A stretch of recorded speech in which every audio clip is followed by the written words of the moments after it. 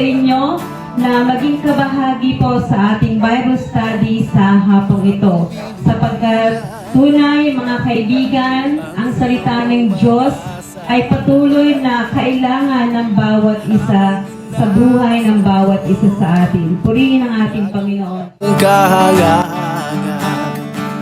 Ganda ng araw sa umaga at sa gabi may ningning ng mga tala.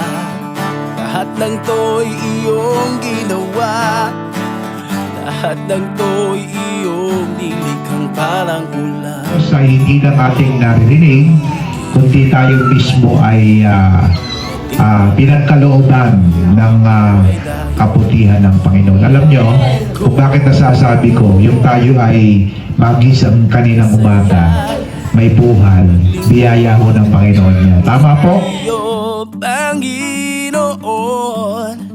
masayang maglingkod sa iyo, Panginoon. Di ko maisip, di ko mabilang ang iyong pag-ibig, oh Jesus.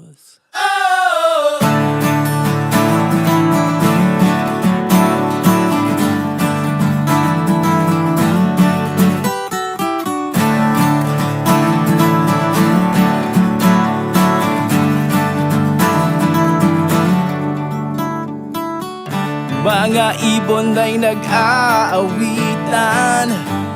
ng pasasalamat, tulad ng ligaya na itinanim mo sa puso ko. Araw-araw ay lumalago, dindidilig ng biyaya mo.